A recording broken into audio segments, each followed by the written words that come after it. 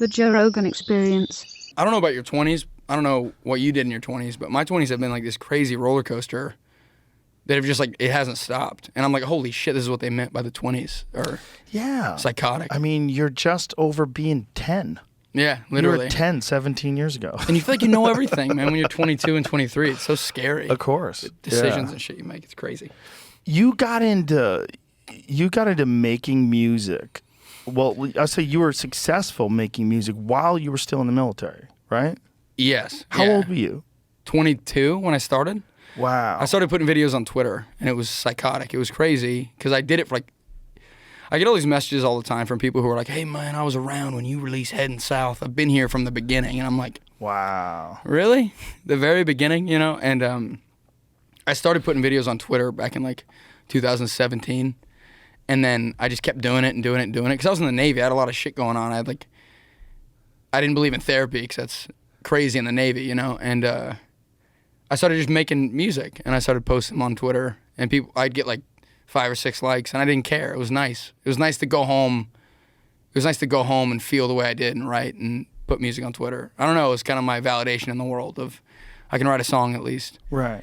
And then, man, I was training in Florida, and one day I put like 4 or 5 videos up, and they just went like crazy viral. And I was like, cool, neat. And then my life just kept going up and up and up. And I was like, At that time, did you have any? What were your aspirations about recording?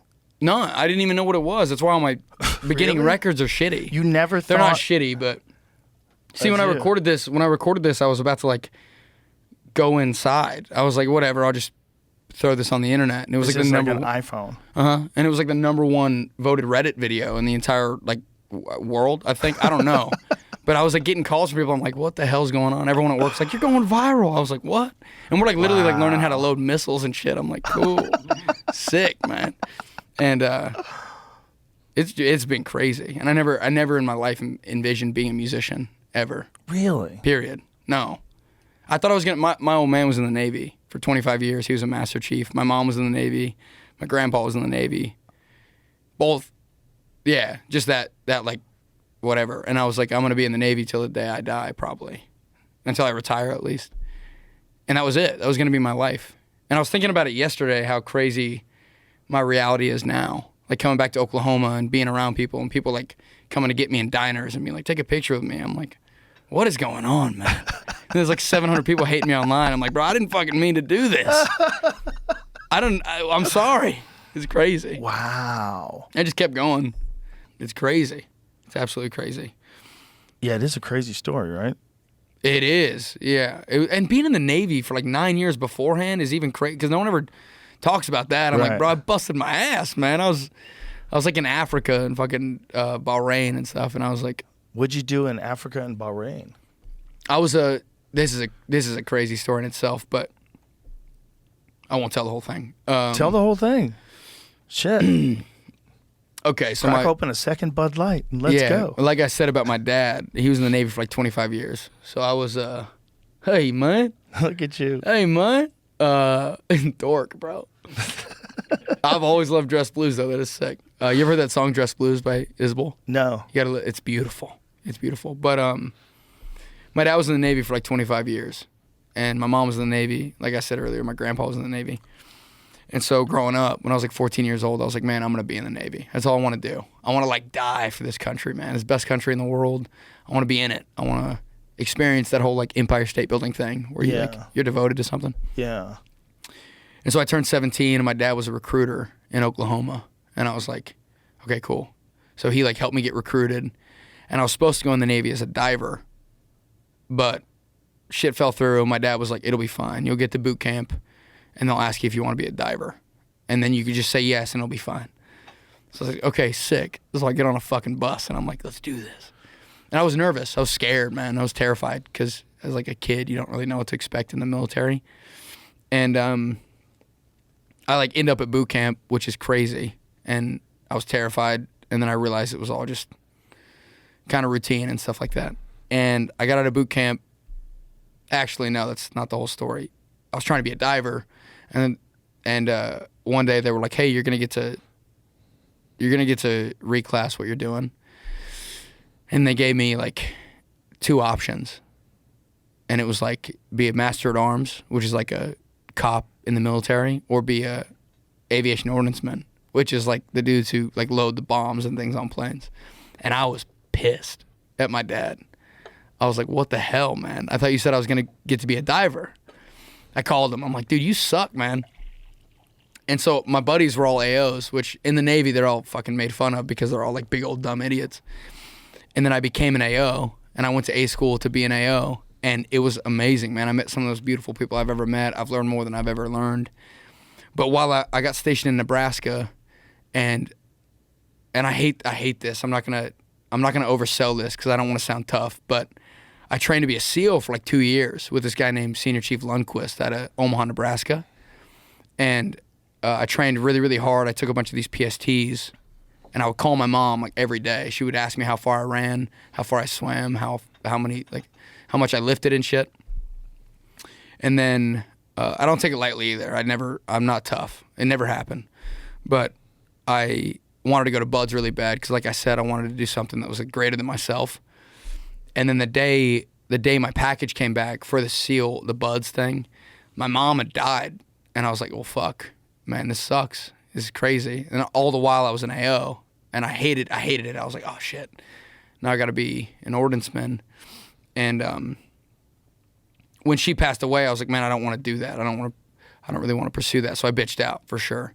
And I wish I wouldn't have sometimes, but like life is crazy. And my chief, who's like high ranking, he looked at me and he was like, man, you want to go out there and die or something? Why do you want to do this so bad? And I was like, I guess you're right. And it's one of those stories in my life where I look back and I'm like, man, if things would have been different, what would have happened?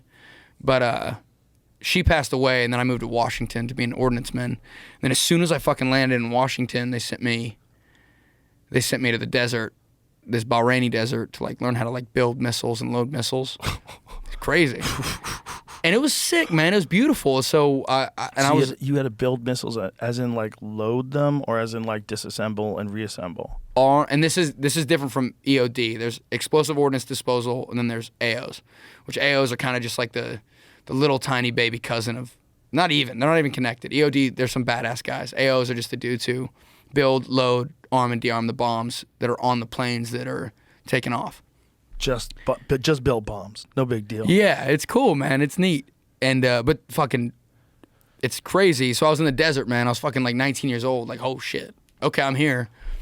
And I was a sand sailor for sure. I never like was on a ship. And so that was my first deployment, and I fell in love with it. I wanted to do it like always. I was like, this is amazing. I had this really great gunner. Gunner's like your officer above you. And he just inspired me so much to be the best that I could be like every day. So I'd go into work and dude, I was a fucking kiss ass. Like in the Navy, everyone hated me because I was like, let's do it. Let's go to war, man. Let's go. And we were just doing simple shit like eating dinner, you know? And, but I fell in love with it, and I wanted to do it forever. And so we would like launch planes out and like do the keys and shit to arm the missiles that took off and things like that. And I forgot what your damn question was. I'm so sorry. Like at the very beginning. I don't remember what the exact question was either. Oh yeah, just being in the Navy in general. And what were we talking about? We were talking about something in specific. You had a specific story. Exactly. And then I said I didn't want to tell the whole story, and then God damn it. Oh, I was just saying that I was in for like 9 years, and no one ever talks about that shit now. And I was like, and then I went to Djibouti, Africa, which was crazy. That's right. I asked you about Africa, and I asked you about Bahrain. Yeah. That's what started it. Yeah. And then I was in Africa for like, dude, I've been in Africa for like a year of my life. I was deployed there twice. And it's like, I loved every second of it because I'd wake up at 5 a.m. every morning and like go eat breakfast, go like load your plane, go eat lunch. What part of Africa were you in? Djibouti. And where's that? The Horn. It's like right on the edge, either top or, I'm going to sound like an idiot. Was there a lot of wildlife? No, we were stuck on the base. Oh. The whole time. You can't even go off the base. It's crazy. Oh, it's really? called Camp Lumineer, yeah. And it's wow. But it's cool though because there's like 8 gyms, man, and like food. That's all you do, and you're as happy as fuck because it's so simple. That is wild. And you go to breakfast, work out, go do your job, work out. That's what it looks like there? No way. How you were probably. Yeah, man, a little shittier where we were, man. It's cool. And so you're just on the base and that's it. Yeah, and then every more like whether there's like cluster bombs or whatever, you'd go assemble them or load them and shit, and it was really crazy. Wild. Yeah, and then like I said, one day I just like ended up like it was overnight. One day I just like went to fucking Jacksonville, Florida, and was playing my guitar on Twitter, and it like blew up. And then my chief was like, "Hey man, this is crazy. You gotta fucking this is a conflict of interest, man. Right. You can't." Because You're I was famous. Like, yeah, I was like, I think they were scared that I would show up to work and just be like, "Fuck you guys, man. I don't need this." You know, it never happened. I would never do that because I was so devoted to being in the Navy. But they thought they were losing all power over you. Exactly, which is crazy to think about, man. And I had this fucking my gunner one day comes up to me and he's like, "Hey, man, this is getting crazy. You got to get out of the Navy." I'm like, "Okay, whatever. Do I have to?" And he's like, "Yeah." And I was like, "I'd rather not." And he's like, "Okay, too bad." And then he was like, "Okay, you'll be out of the Navy next week." And I'm like, "That's crazy. All right, been doing this for 8 years now." And then it took 8 months to process me out of the Navy. And it was crazy because every day I would go into work and think like, "Oh, this is my last day in the Navy. Cool. For 8 months. This is my last day. You got to work as hard as you possibly can, man. Make it count, make it count, make it count." And every day I'd go in and just bust my ass. And then, dude, like 6 months in, I'm like, I'm in the fucking Navy forever, man. Sounds good. Jesus Christ. Why is that? Is that just standard for paperwork? It's never happened. It's never like, I think, don't quote me, but like Elvis Presley was the last guy who got like honorably discharged out to make music.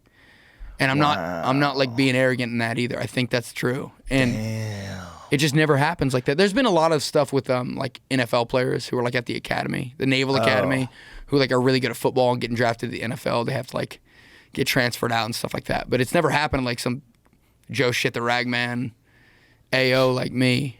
And that's when I knew it. That when my gunner called me that day and he's like, "Pack your bags," I was like, holy, this is that serious. I called my dad. I thought he was going to be disappointed because he was a Master Chief and stuff. And I was supposed to be a Master Chief. My dad had like a bottle of whiskey when I was a kid that said Master Chief Bryan on it for me when I made Master Chief. So I thought when I called my dad, he'd be disappointed. But he was like, "Hey, man, come home. Do it." And I thought it would flop. I thought it'd be nothing in a year. But you were already successful online. Yeah, exactly. So, but I never like played a show or anything. And then we went like I got. Do you remember your first one? Oh yeah. What was it? It was the pageant in St. Louis, Missouri. How many people? It wasn't the very first one. This is unfair to say. Like my best friends in Washington when I was in the Navy, I used to play at this place called. I used to play like shitty acoustic sets at this place called Off the Hook, where like all the sailors went like on the weekends and shit. They had like, and my best friends Austin and Kramer, they used to come to the bar and watch me. These two fucking dudes just looking at me play, and every time I'd finish a song, they'd clap for me, man, because they're real friends, you know. And that was like the very first show I ever played. But the pageant in St. Louis, I got out of the Navy, and here's what's weird for me, because musicians have I'm talking way too much. I apologize. No, you're not at all. Musicians have usually a pipeline, which drives me crazy.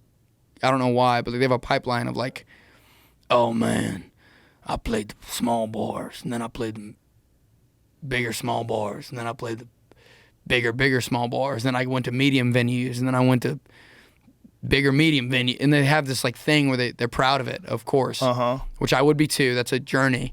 But when I got out of the Navy, I was already like there. So I like hopped on a fucking tour bus. Like, "Hey, you're going to the pageant in St. Louis. Play." Wow. How many people is that? I think 2,000, 2,500. Wow. Which was crazy for me because I never played a show. And people blame me a lot for this shit. Like, they get mad at me. And I'm like, bro, I didn't fucking do this. I didn't mean for this to happen. And why are they mad at you? I agree. And it freaks me out too. And I just like, I wish I could just like talk to people and be like, "Hey, man,